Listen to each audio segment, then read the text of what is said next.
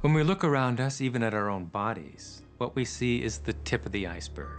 Think of this for a moment. Take your hand and look at it. Now, your hand looks solid, but it's really not. If you put it under a proper microscope, you'd see a mass of energy vibrating. Everything is made up of the exact same thing, whether it's your hand, whether it's the ocean, or whether it's a star. Everything is energy. And let me help you understand that just a little bit. There's the universe, of course, and our galaxy, and our planet, and then individuals, and then inside of this body are organ systems, and then there's cells, and then there's molecules, and then there's atoms, and then there is energy. So there are a lot of levels to talk about something on, but everything in the universe is energy.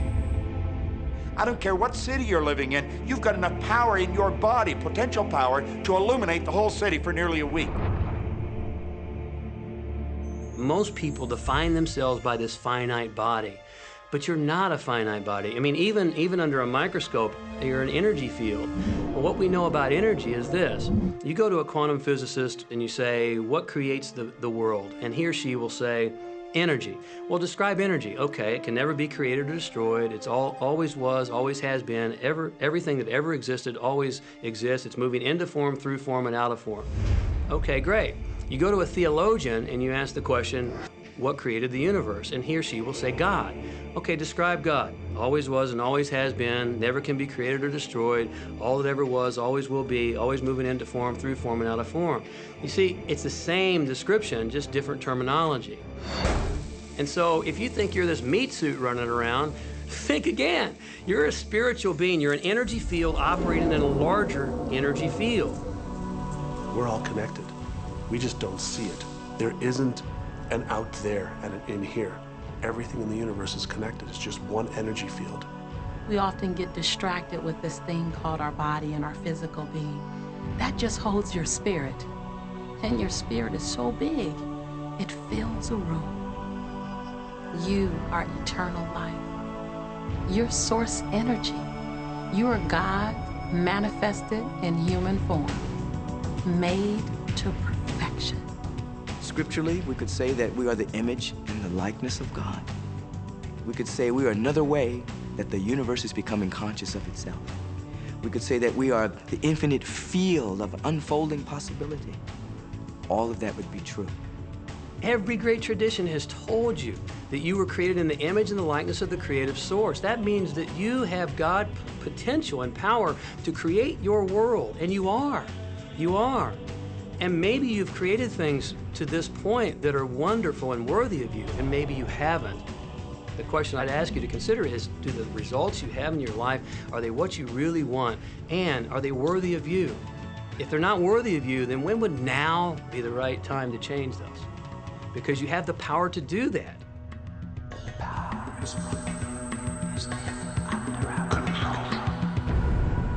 You know, a lot of people feel like they're victims in life, and they'll often point to past events, perhaps growing up with an abusive parent or in a dysfunctional family. And I would add as a parenthesis here that most psychologists believe that about 85% of families are dysfunctional. So it's like all of a sudden you're not so unique. My parents were alcoholics, my dad abused me, my mother divorced him when I was 6. From the age of 13 to 18, I was involved in street gangs. I had a severe motorcycle accident. I was homeless at one point in Dallas. I lived in poverty for 15 years in Houston. When I was a child, I had learning difficulties, and I was considered learning disabled, and I was told I would never read, write, or communicate, never amount to anything, not go very far in life. I mean, that's almost everybody's story in some form or not. So that's just called so what. The real what is, what are you going to do now? What do you choose now? Because you can either keep focusing on that or you can focus on what you want. And when people start focusing on what they want, what they don't want falls away. And that part expands and the other part disappears. You are the designer of your destiny.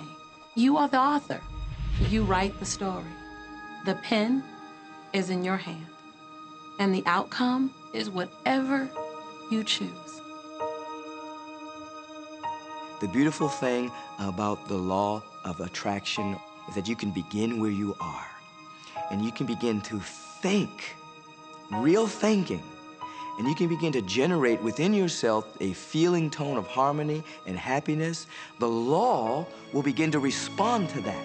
So now you start to have different beliefs, like there is more than enough in the universe, or you have the belief that everything goes right for me, or you have the belief that I'm not getting older, I'm getting younger.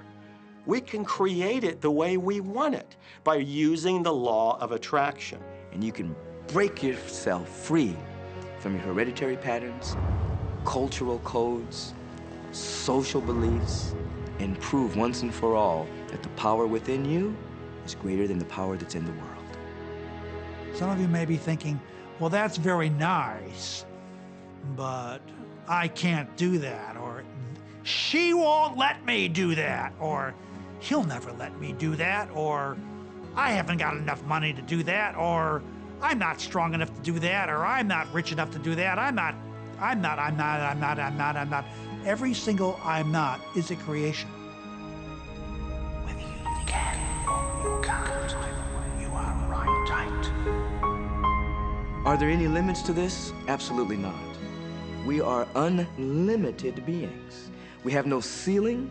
The capabilities and the talents and the gifts and the power that is within every single individual on this planet is unlimited.